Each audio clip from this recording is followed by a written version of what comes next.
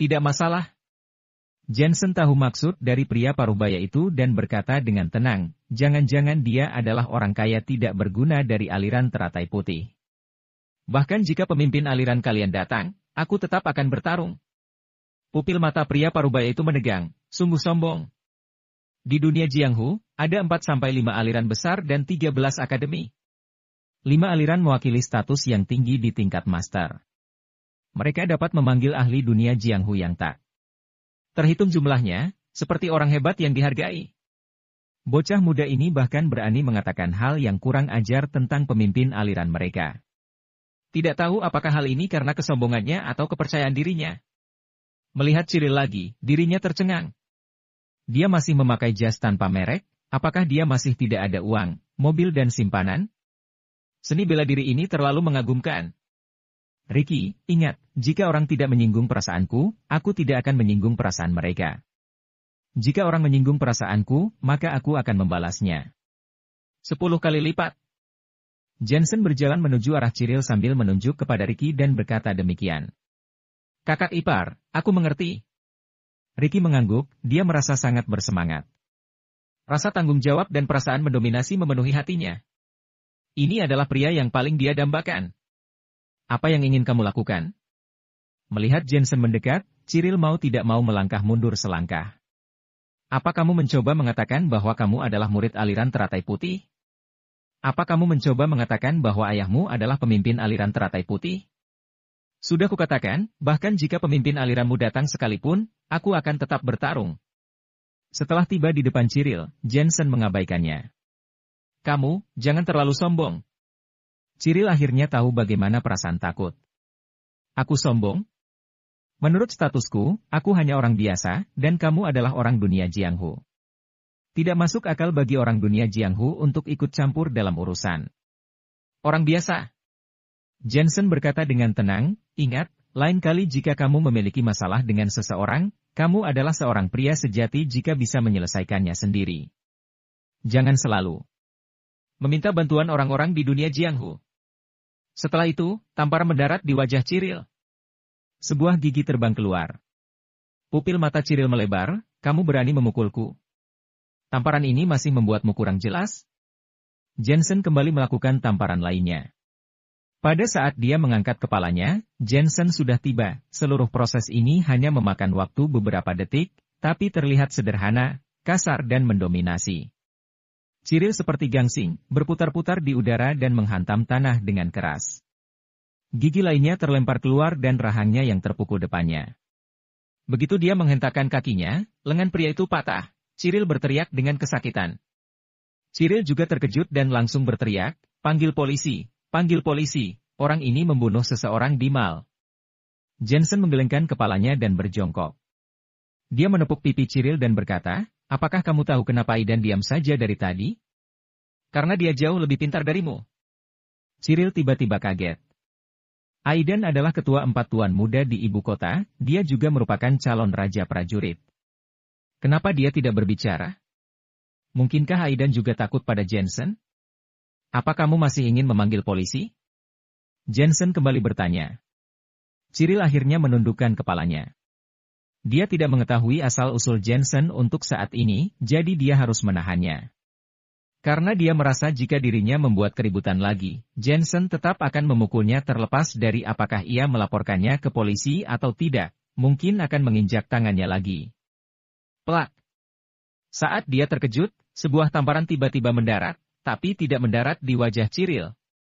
Cyril mendongak dan melihat sesosok tubuh terbang seperti karung pasir, terbanting di sisinya. Itu ternyata Aidan. Aidan juga telah kehilangan salah satu giginya dan meraung. Jensen, masalah ini tidak ada hubungannya denganku. Kenapa kamu memukulku? Kamu merusak pemandangan. Apakah alasan ini cukup? Aidan, jangan berpikir bahwa aku tidak tahu tentang pikiran licikmu. Jangan sampai aku menemukan bukti. Kalau tidak, aku pasti akan membunuhmu. Jensen berjalan ke depan Aidan, sorot matanya yang dingin menghadap ke arahnya. Pupil mata Aidan bergetar, dia menundukkan kepalanya seperti Cyril, tidak berani menatap Jensen. Dia tahu apa yang dimaksud Jensen. Jensen sudah menduga jika kematian kakek Miller berhubungan dengannya. Selama ada bukti, dia akan langsung bertindak. Saat itu, Jensen bisa membunuhnya terlepas dari apakah dia putra dari sebuah keluarga terpandang atau bukan. Anjing kurang ajar. Melihat keduanya tidak ada yang berani berbicara, Jensen akhirnya pergi. Cyril masih menundukkan kepalanya, tapi hatinya sudah meledak karena amarah. Aidan tidak berani melawan Jensen. Apakah dia berani sebelumnya? Dia diam-diam menggertakkan giginya lagi. Tidak peduli siapa itu Jensen, karena dia berani mematahkan lengannya, dirinya akan membalasnya. Kakak ipar, kamu hebat sekali. Ricky menyusul Jensen dan berkata dengan penuh semangat, kakak ipar, aku ingin belajar seni bela diri darimu juga. Ricky. Jensen langsung berhenti berjalan dan berkata dengan dingin, 1. Aku bukan kakak iparmu. 2. Kamu tak pantas kuajari. Jika kamu benar-benar ingin belajar seni bela diri, pergi ke militer untuk berlatih. Ricky langsung menjadi tidak percaya diri, seni bela diri departemen militer tidak sekuat milik kakak ipar. Jika aku ingin belajar, aku akan belajar dari kakak ipar. Jika kamu memanggilku kakak ipar lagi, kamu akan berakhir seperti Cyril. Jensen berkata dengan dingin. Aku mengerti, kakak ipar. Ricky menunduk dan berkata dengan perilaku baik seperti anak kecil. Masih memanggilnya kakak ipar? Jensen merasa kesal dan melangkah pergi. Jensen. Elena tiba-tiba berteriak pada Jensen, aku tahu bahwa tindakanku dulu cukup kekanak-kanakan. Di sini, aku ingin meminta maaf padamu sekali lagi. Lagi pula, dulu kenapa aku tidak percaya padamu, karena kamu tumbuh kuat terlalu cepat, sehingga aku merasa heran. Lain kali, aku akan percaya padamu. Suara itu terdengar, tapi langkah Jensen masih tidak berhenti. Wajah Elena terlihat kesal. Dia sudah berusaha, dia bahkan menurunkan harga dirinya, dan memohon maaf pada Jensen. Namun, Jensen tetap tidak memaafkannya. Sepertinya 3 tamparan yang diberikan Jensen padanya waktu itu benar-benar telah membuat Jensen melepaskan segalanya. Ayahmu mungkin tidak mati. Tetapi pada saat ini, suara halus terdengar di telinga Elena, menyebabkan dia tiba-tiba mendongak dan terlihat bersemangat. Setelah keduanya bertengkar, dia paling takut saling bersikap dingin dan acuh tak acuh. Bahkan jika Jensen memarahinya. Dan menamparnya waktu itu, dia tetap merasa lebih baik. Namun, Jensen tidak, dia sangat cuek, seakan-akan hatinya sudah membeku. Namun, di saat-saat terakhir, Jensen masih mengucapkan sepatah kata padanya. Kak Elena. Ricky di sebelahnya tampak bahagia. Ada pertunjukan. Elena sangat senang di dalam hatinya, tapi dia masih memasang wajah serius. Pertunjukan apa? Bagaimana keluarga Miller memperlakukannya dulu? Bagaimana kamu bisa tidak marah dengan begitu cepat? Ricky, aku ingatkan. Kedepannya jangan berbicara sembarangan, jika kamu mengatakan yang tidak-tidak tentangnya, aku akan bermusuhan denganmu. Aku berjanji tidak akan berbicara yang tidak-tidak tentang kakak ipar. Ricky berjanji, di masa depan, siapapun yang berani membuat masalah dengan kakak ipar di keluarga Miller, aku akan melawannya. Masih beranikah mereka berani berbicara ketika melihat Cyril telah menjadi seperti ini? Kakak ipar adalah idolaku sekarang. Elena menunjukkan senyumnya, memang pria itu sangat jantan kalau sudah marah. Seorang pria harus seperti ini. Kak Elena, aku rasa ada sebuah kalimat pepatah yang kuingat, aku tidak tahu harus mengatakannya atau tidak. Ricky tiba-tiba mengatakan sesuatu. Setelah Elena mengangguk, dia tersenyum dan berkata, aku rasa sifat Kak Elena seperti pengagum orang yang kuat. Ketika suamimu nurut padamu, kamu merasa tidak suka. Namun, saat suamimu menjadi dominan, menjadi lebih maskulin, kamu malah langsung tertarik padanya. Benar-benar murahan. Kamu berani menertawakanku. Keduanya berjalan sambil marah-marah, tapi suasana hati Elena telah membaik. Meski Jensen masih belum memaafkannya, setidaknya dia memberi harapan. Jensen baru saja keluar dari Mall Anggrek, tiba-tiba ada panggilan telepon masuk. Tanpa disangka itu adalah telepon dari Luciano, meminta Jensen untuk bertanding kedua kalinya dalam pengobatan tradisional. Untuk hal ini, Jensen tentu saja menyetujuinya. Dia merasa Luciano menyembunyikan sesuatu. Cara terbaik adalah dengan menghadapinya langsung. Kemudian, dia memikirkan tentang Elena. Dalam hatinya, ia menghela napas.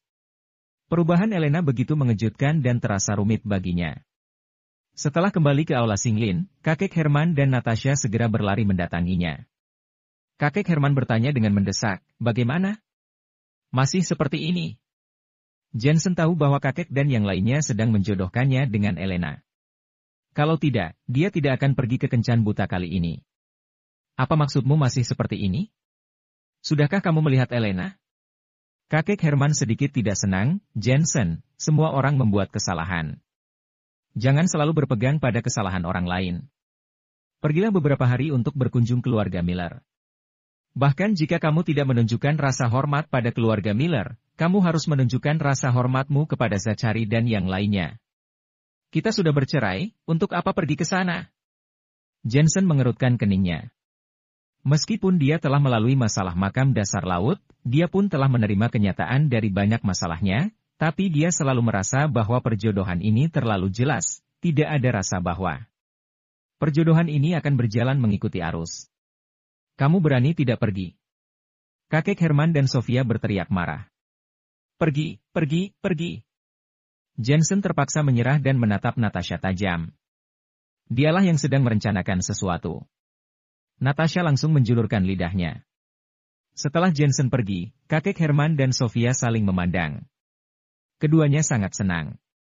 Jangan tertipu dengan fakta bahwa Jensen sekarang sudah menjadi dokter terkenal di ibu kota dan memiliki status yang tinggi, tetapi di mata mereka, Jensen masih sama seperti Jensen saat masih kecil.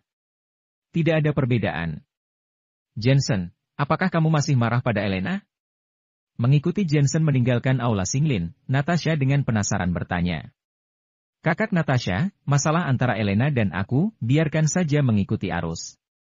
Perjodohan ini terasa seperti permintaan maaf," ujar Jensen dengan kesal. Natasha tersenyum canggung.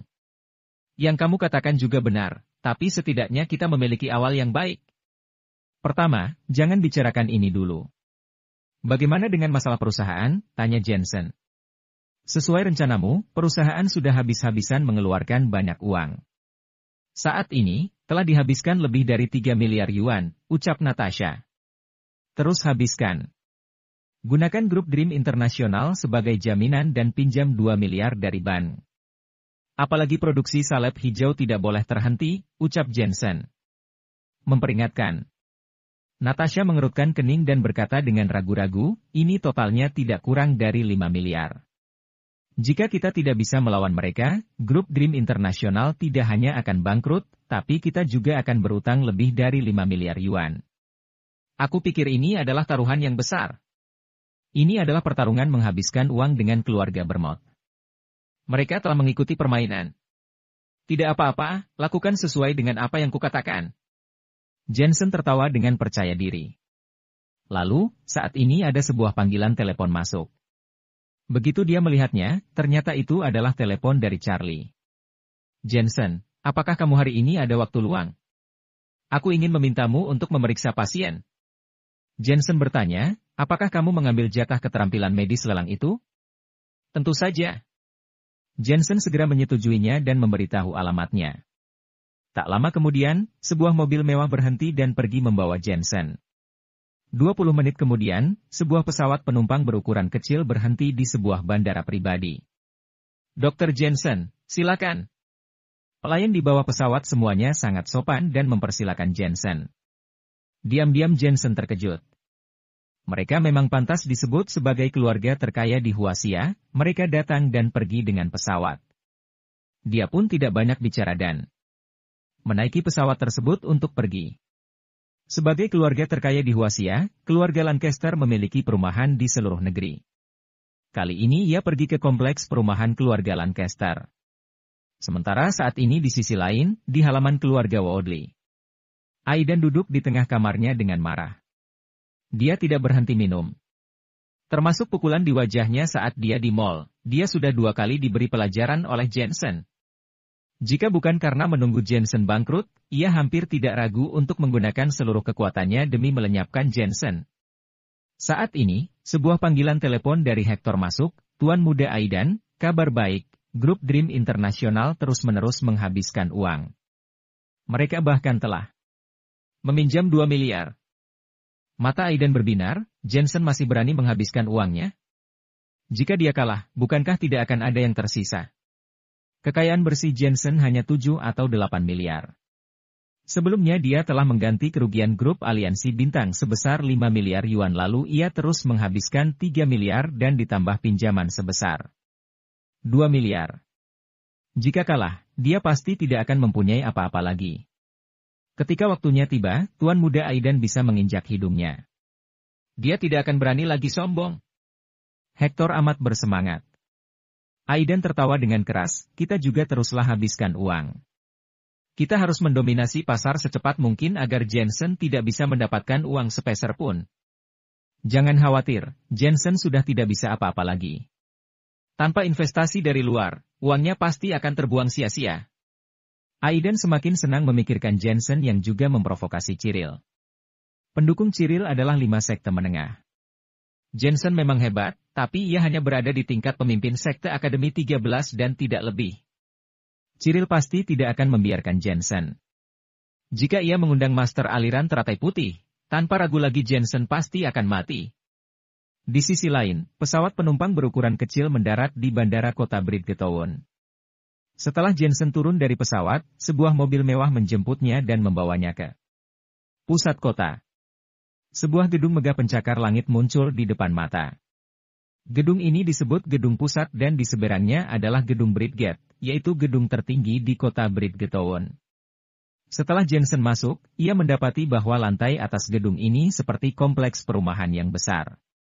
Ada bunga, pohon dan ada kolam kecil yang jernih. Ikan di kolam.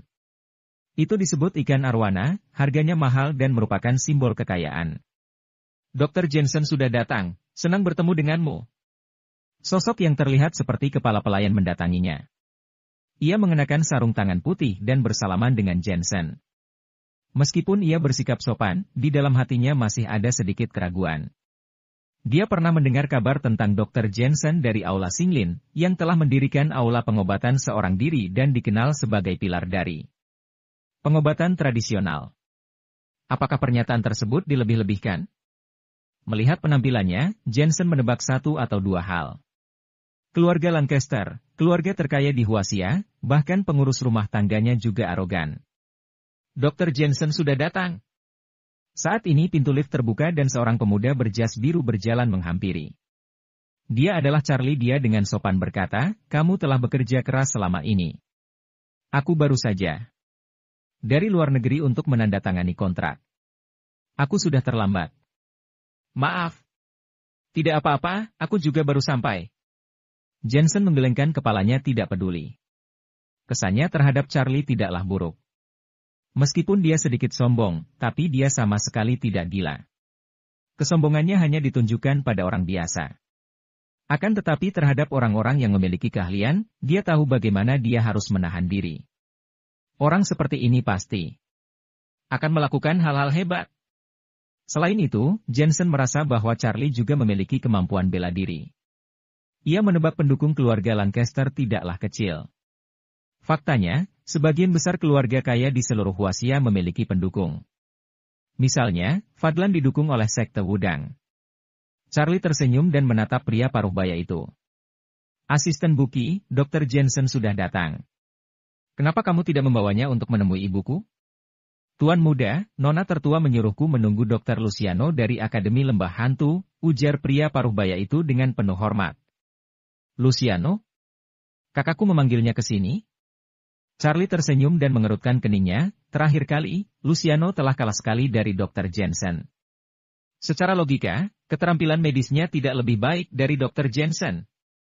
Nona tertua mengatakan bahwa Dr. Luciano adalah penerus dari Akademi Lembah Hantu. Dia memiliki reputasi publik sebagai bukti dan memiliki keterampilan medis yang lebih tinggi daripada dokter lainnya, jawab seorang pria paruhbaya yang dipanggil asisten Buki. Charlie kesal, ia menatap Jensen dan berkata, Dr. Jensen, maafkan aku. Tidak apa-apa, tunggu saja dia. Jensen menjawab dengan tidak peduli. Dia juga terkejut bahwa Luciano akan datang. Sepertinya ini adalah pertarungan ilmu medis yang kedua kalinya. Asisten Buki tidak puas melihat tuan muda bersikap sopan kepada Jensen. Bagaimana mungkin seorang dokter kecil layak untuk membuat putra orang kaya itu meminta maaf? Saat ini, pintu lift kembali terbuka, kemudian beberapa sosok masuk. Sosok yang paling depan adalah seorang wanita cakap berambut pendek yang mengenakan jas putih dan anting. Liontin emas bulat besar, riasannya terlihat agak dingin. Di belakangnya adalah Luciano. "Kakak!" Charlie berteriak sambil tersenyum. Charlie sudah kembali. Wanita cakap itu tersenyum dan kali ini senyumannya berbeda dari senyuman dingin sebelumnya. Katanya lagi, "Penyakit ibu kambuh lagi. Hari ini tolong panggil Dr. Luciano dari Akademi Lembah Hantu untuk memeriksanya. Aku juga telah mengundang Dr. Jensen dari Aula Singlin." Charlie bersikap sombong kepada orang luar, tetapi terlihat seperti anak kecil ketika berhadapan dengan kakaknya. Jensen tiba-tiba mengetahui mengapa Charlie menyukai Nona Gracia. Kedua wanita ini memiliki selera yang sama, dingin, mendominasi, dan CEO wanita. Apakah dia adalah Dr. Jensen? Wanita cakap itu menatap Jensen lagi. "Kamu menghabiskan 4 miliar untuk mengundangnya." Dia berjalan ke arah Jensen, kemudian mengeluarkan kartu nama dan menyerahkannya. "Halo, aku adalah kakaknya Charlie." "Halo." Jensen juga menyapanya, dia masih ingin mengatakan sesuatu, tetapi wanita cakap itu sudah pergi. "Sangat bangga." Jensen melihat kartu nama yang bertahtakan emas dan giok. Di atasnya tertulis dua kata Cynthia Lancaster yang ditulis dengan emas murni. Kartu itu terlihat sangat mewah. "Dr. Jensen, aku tahu kamu akan datang. Pertarungan medis kedua kita telah dimulai." Luciano tiba-tiba berkata, "Mohon bimbingannya. Mohon bimbingannya." Jensen mengangguk dan tersenyum, lalu menemui dokter keluarga terkaya. "Pertarungan medis kali ini terdapat banyak emas." Luciano tidak mengatakan apa-apa lagi dan menyusul Cynthia. "Dr. Jensen, mari ikut aku." Charlie berteriak memanggil Jensen dan mengejarnya. Dia melihat ada lift di aula, tetapi ketika mereka akan naik lift, lalu terdengar suara Cynthia, "Lift masih bisa memuat satu orang lagi, Charlie kamu naik duluan, Dr. Jensen akan menyusul sebentar lagi." "Kak." Charlie sedikit tidak senang. "Lupakan saja kalau begitu." Cynthia meminta asisten Buki untuk menutup lift dan menuju ke lantai 3. Di dalam lift, tatapan Cynthia penuh dengan penghinaan. 4 miliar untuk keterampilan medis. Dr. Jensen ini rupanya sombong juga. Charlie juga mengetahui sedikit tentang pelelangan medis Dr. Jensen. Dia mengetahui bahwa uang adalah masalah kecil, tetapi dia tidak bisa kehilangan kehormatannya. Mungkin Jensen memang memiliki sedikit keterampilan medis, tetapi tidak bernilai seharga 4 miliar. Di pintu masuk lift, Charlie segera meminta maaf kepada Jensen, dan mempersilakan Jensen masuk ke dalam lift. "Jangan khawatir, karena aku sudah menerima uangmu, aku pasti akan melihat kondisi penyakitnya." Jensen berkata ringan, "Tentu saja, aku menjamin bahwa aku akan melakukan yang terbaik ketika melihat keadaannya, tetapi mengenai apakah pihak lain percaya dengan keterampilan medisku, itu berada di luar pertimbanganku. Aku tahu." Charlie segera mengangguk, dia bahkan menggunakan uang sebanyak 4 miliar untuk keterampilan medisnya, selain mengajak Jensen melihat kondisi pasien, dia ingin mengenal Jensen lebih jauh. Begitu tiba di lantai 3, pintu lift terbuka, terlihat ada aula yang sangat megah, mewah dan gemerlap, furniturnya adalah produk dari perusahaan mewah top dunia. Luciano dan yang lainnya menunggu sambil duduk di sofa, melihat Jensen dan keduanya tiba. Asisten Buki tersenyum dan berkata, "Dr. Jensen, bagaimana dengan aula ini?" "Lumayan, keren." Jensen melihat sekeliling dan mengangguk dengan kagum. "Ini seperti istana kerajaan, aku tidak menyangka kediaman ini lebih besar daripada orang-orang." Asisten Buki melotot, maksud dari perkataan Jensen yang mengatakan suasana Menshahn ini besar adalah bahwa mereka pelit. Dia ingin marah, tetapi suara Cynthia tiba-tiba terdengar. "Asisten Buki, pergilah undang ibuku." "Ya, Nona tertua." Asisten Buki terpaksa pergi. Cynthia menatap Luciano lagi dan berkata, "Dr. Luciano, penyakit ibuku telah menyusahkanmu, aku tadinya meminta guru MU untuk melihat kondisi ibuku, tetapi dia memuji kemampuanmu dan mengatakan bahwa kamu mampu untuk mengobatinya. Aku pikir Dr. Luciano telah mendapatkan 90% keterampilan medis tradisional Master Azura." "Bukan 90%, hanya 60% saja." Luciano berkata dengan rendah hati, "Nona Cynthia sangat berbakti, mengenai masalah nyonya besar, aku pasti akan berusaha semampuku." Luciano layak menjadi pimpinan pengobatan di Huaxia, dia jauh lebih baik dibandingkan dokter-dokter yang hanya rakus akan uang. Ada kata-kata Cynthia yang menyindir Jensen. Luciano segera tersenyum dan berkata, Nona Cynthia telah salah memahami kemampuan medis Dr. Jensen. Beliau berhasil mengalahkanku dalam pertarungan keterampilan medis terakhir kali. Hari ini aku kebetulan mengajaknya bertarung keterampilan medis untuk yang kedua kalinya. Apakah masih ada hal seperti itu? Cynthia tidak tahan melihat Jensen dan menggelengkan kepala. Terakhir kali itu adalah kebetulan, kali ini adalah ujian keterampilan medis yang sebenarnya. Mengenai pengobatan tradisional, aku lebih mempercayai keterampilan medis Dr. Luciano. Charlie tidak tahan untuk menyela, kakak, aku percaya pada keterampilan pengobatan Dr. Jensen. Kamu masih muda, banyak hal yang masih belum kamu mengerti. Cynthia berkata dengan ringan, penyakit ibu bukanlah penyakit biasa, dokter biasa tidak bisa menyembuhkannya. Artinya, Jensen hanyalah dokter biasa. Saat ini asisten Buki membantu seorang wanita berumur 60-an keluar. Wanita ini mengenakan gaun sutra dengan manik-manik Buddha, dan wajahnya terlihat tenang. Setelah melihat wanita ini, semua orang berdiri. Halo, Nyonya Lancaster. Mereka tahu bahwa beliau adalah orang terkaya se-Huaxia, hidupnya adalah sebuah legenda. Dia memulai semuanya dari nol dengan mengandalkan dirinya sendiri untuk membangun kerjaan bisnis terbesar. Industrinya tidak hanya tersebar di seluruh Huaxia, tetapi menyebar juga ke Asia Tenggara dan Eropa Tengah. Jensen mengerutkan keningnya, dari ekspresi wajah Nyonya Lancaster, dia bisa melihat sesuatu. Charlie memperkenalkannya, sehingga Jensen tahu bahwa wanita itu bernama Levana Lancaster. Terima kasih atas kerja keras kalian semua. Tidak terlihat kesombongan dari sosok Levana yang merupakan orang terkaya, nada bicaranya tenang dan memegang untaian manik-manik di tangannya, itu menunjukkan bahwa dia beragama Buddha, mentalitasnya sangat baik. Dr. Luciano, ibuku sangat sibuk, kita mulai saja sekarang, kata Cynthia. Luciano mengangguk sopan dan mempersilakan Levana untuk duduk, kemudian dia mengeluarkan bantal kecil untuk memeriksa nadi dan meletakkannya di atas meja. Terima kasih Dr. Luciano, gurumu adalah Master Azura, kan? Guru yang terkenal menghasilkan murid yang baik.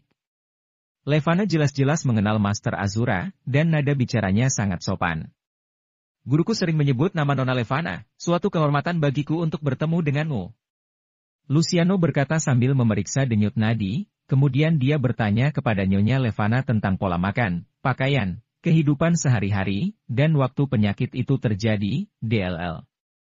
Bola mataku dapat melihat dan bergerak, tetapi aku tidak dapat berbicara saat penyakit kambuh. Butuh waktu lama untuk pulih setiap saat.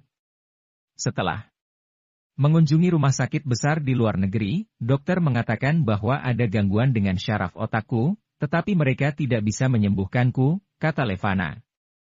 Cynthia berkata, dan setiap kali penyakitnya kambuh, ibuku sangat gugup, keringat dan air matanya terus mengalir. Luciano bertanya, sejak kapan itu dimulai? Sekitar 5 tahun yang lalu. Awalnya, frekuensi kambuhnya tidak terlalu tinggi, tetapi menjadi semakin sering seiring dengan berjalannya waktu.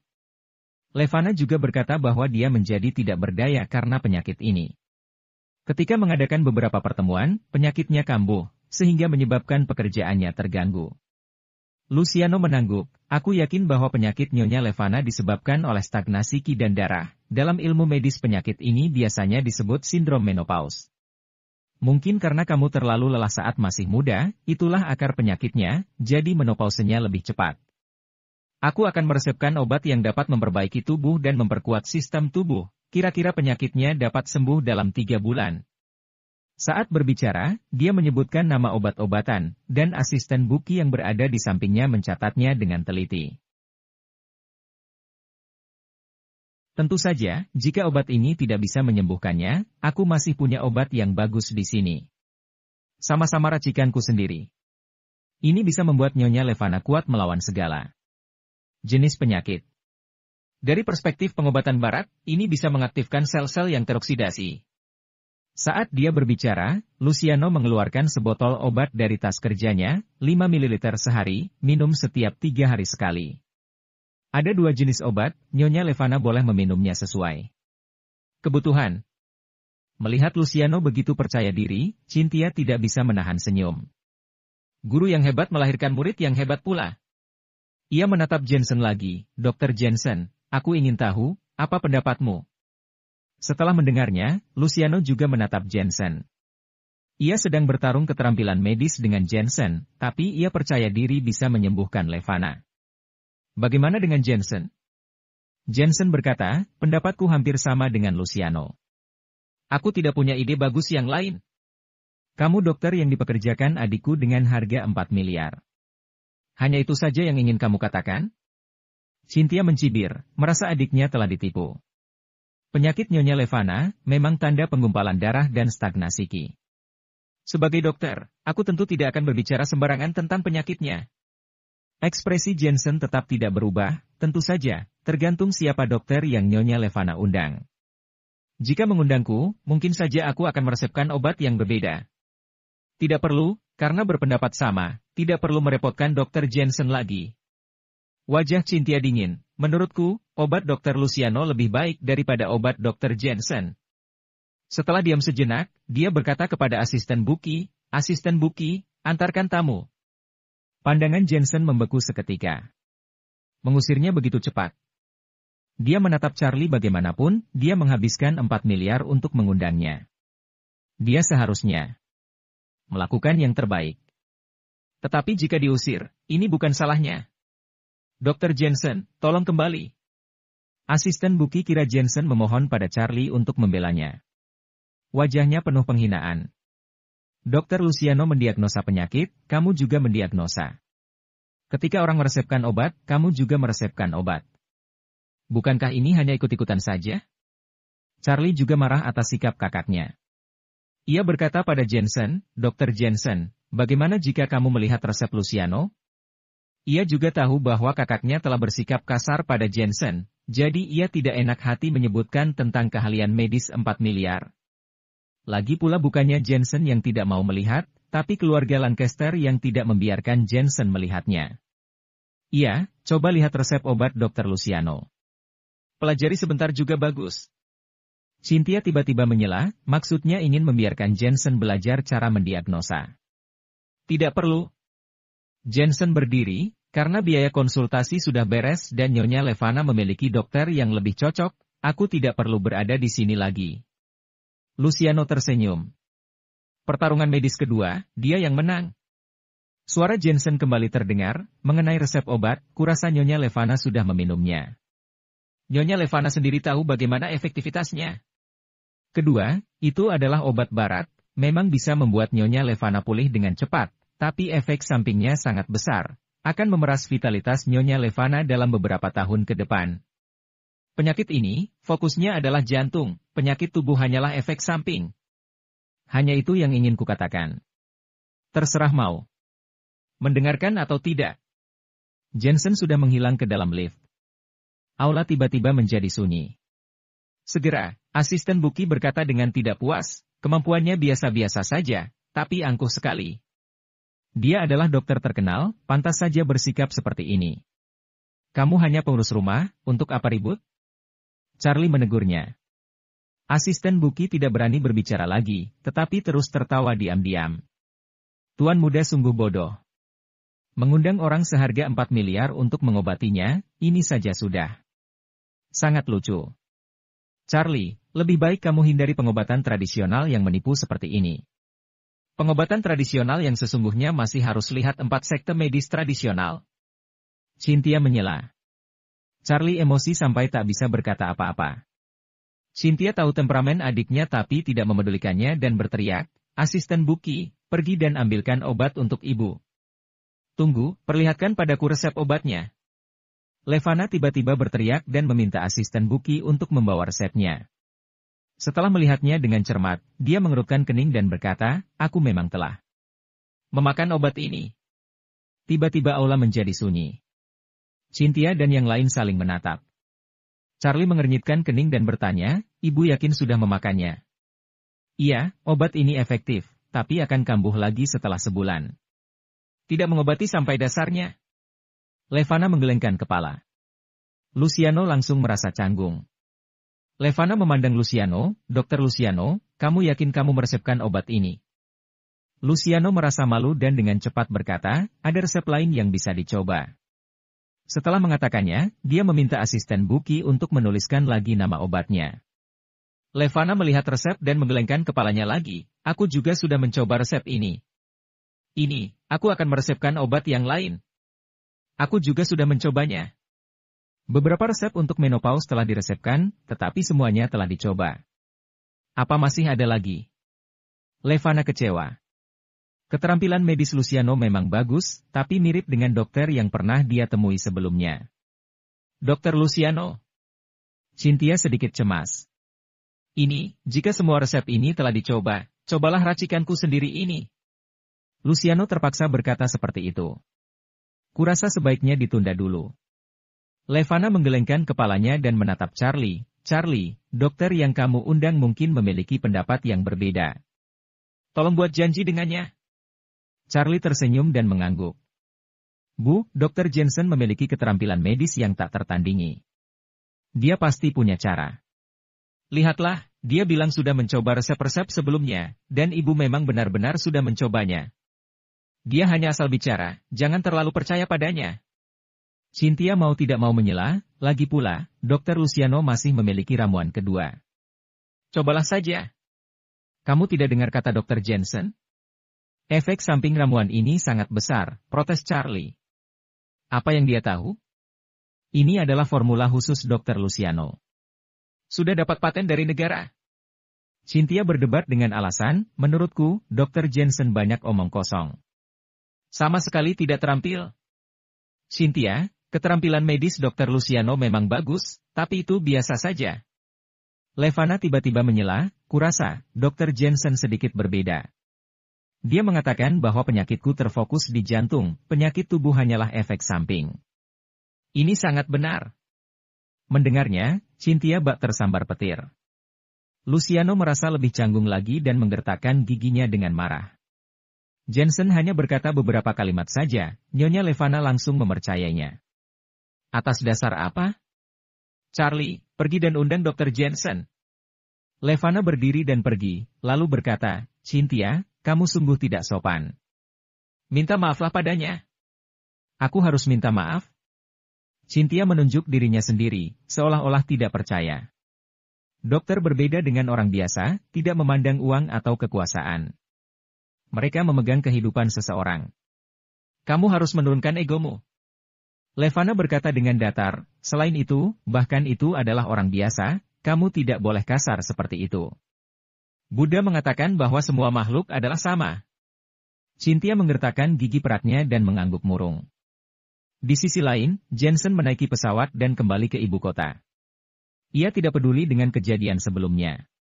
Bagaimanapun, masalah biaya konsultasi 4 miliar juga sudah selesai. Orang lain tidak mempercayainya, itu bukan salahnya. Selain itu, kesalahan umum orang kaya adalah bahwa mereka tetap angkuh bahkan ketika sakit. Realita pasti akan memberi mereka pelajaran.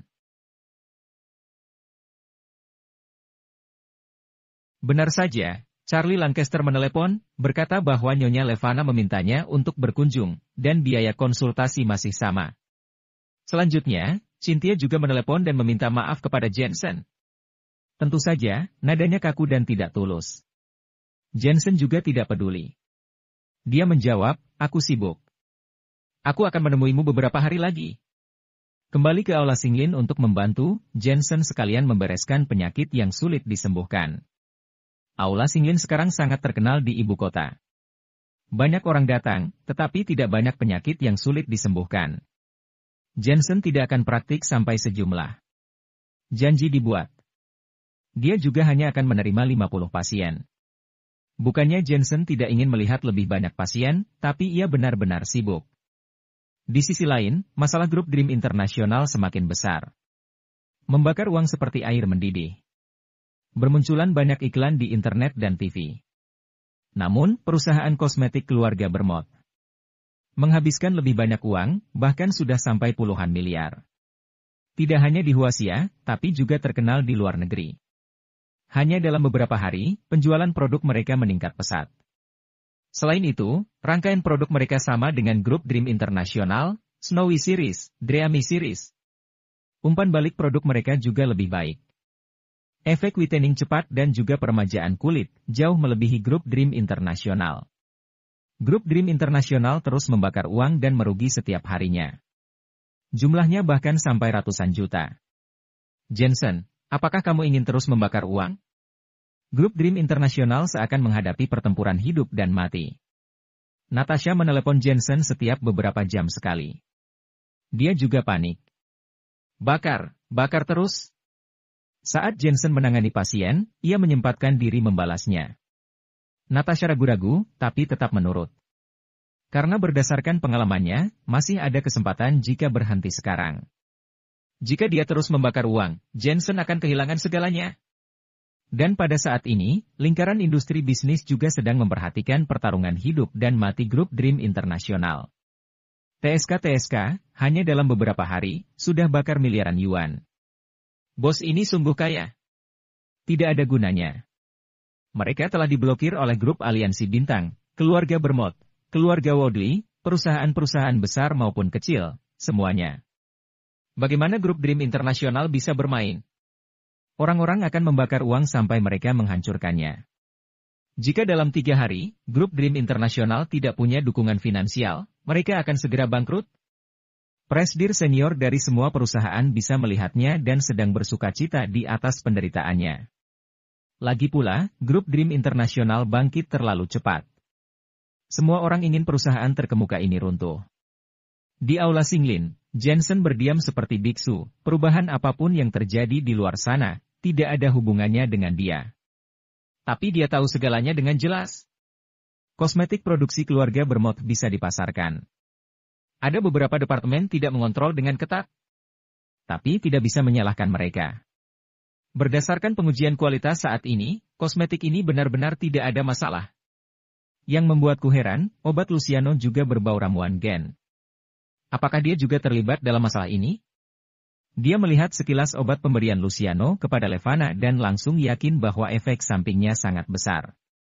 Jensen, pergilah ke keluarga Miller dan sapa Paman Sa cari serta yang lain. Saat ini, kakek Herman datang, dan membawa sebuah tas besar berisi hadiah. Kakek, bisakah aku tidak pergi? Jensen tidak bisa menahan diri untuk tidak melengkungkan bibirnya. Saat ayah dan ibumu berpisah, kakek tidak ingin kamu mengikuti jalan ayahmu. Anggaplah mewujudkan harapan kakek, ya. Kali ini, bukannya menegur Jensen, kakek Herman malah menghela napas.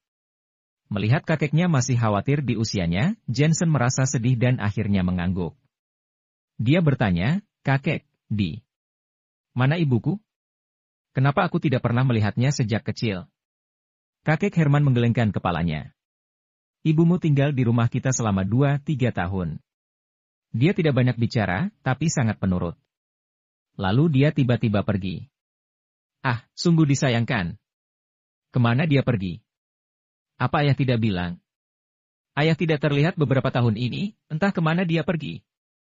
Jensen tidak bisa menahan diri untuk tidak menanyakannya. Ia ingin tahu seperti apa rupa ibunya. Tapi tidak ada foto ibunya di rumah. Bahkan dia tidak tahu siapa nama ibunya. Aku juga tidak tahu kemana dia pergi, dan ayahmu tidak mengatakan apa-apa. 1 tahun setelah kepergian ibumu, ayahmu juga menghilang. Dia tidak kembali sampai kamu. Berusia 3 tahun, lalu menemanimu sampai besar hingga lulus kuliah, barulah dia pergi. Kakek Herman juga merindukan putranya dan menghela napas, namun, meskipun aku tidak tahu kemana ayahmu pergi, aku yakin dia pasti pergi untuk mencari ibumu. Jensen menghela napas. Mungkin kakek sungguh tidak tahu kemana ayahnya pergi. Tapi ayah adalah murid sekte Wudang. Dia kemungkinan besar adalah Kaisar Naga.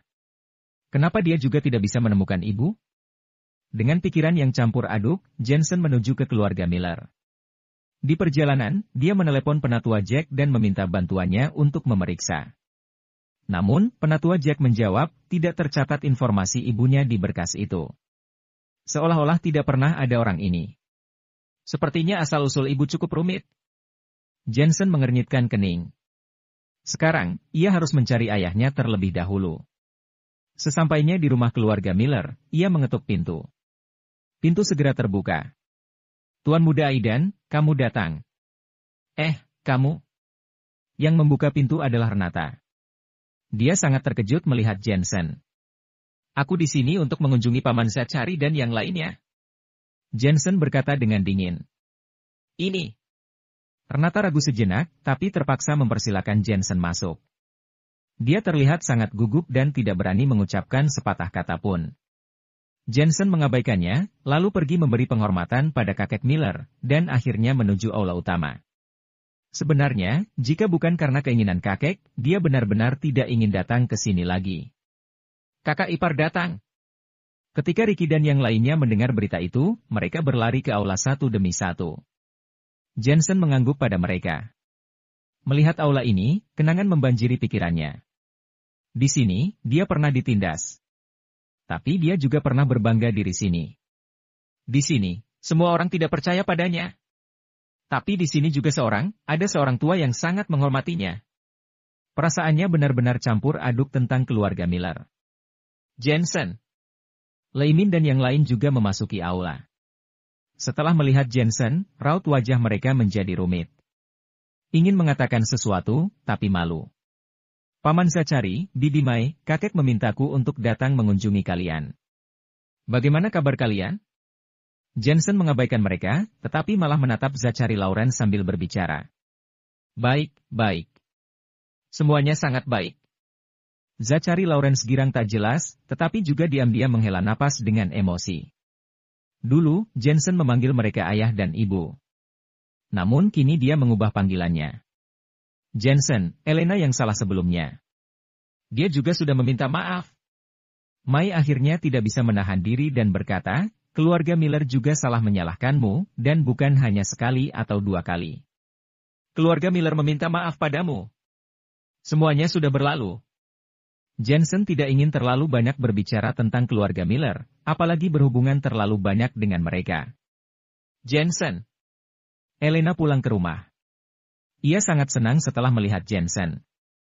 Meskipun Bibi Sofia sudah memberitahu dia sebelumnya, tapi ia tidak menyangka Jensen akan benar-benar datang. Kakek memintaku datang. Aku akan melihat sebentar lalu pergi. Jensen tidak tahu harus bagaimana menghadapi perasaan Elena. Dia terpaksa menjawab seadanya. Baik. Elena tidak marah. Sekarang ia yang berbalik mengejar Jensen. Pasti akan ada rintangan. Dia sudah menyiapkan mental. Leimin ragu-ragu sejenak, lalu menurunkan egonya dan berkata, makanlah dulu sebelum pergi. 2 miliar yang kamu berikan kepada Elena telah membantu keluarga Miller menghadapi kesulitan. Kami selalu berterima kasih padamu. Jensen ingin menolak, namun kemudian terdengar teriakan keras dari arah pintu. Bibi Renata, Aidan datang.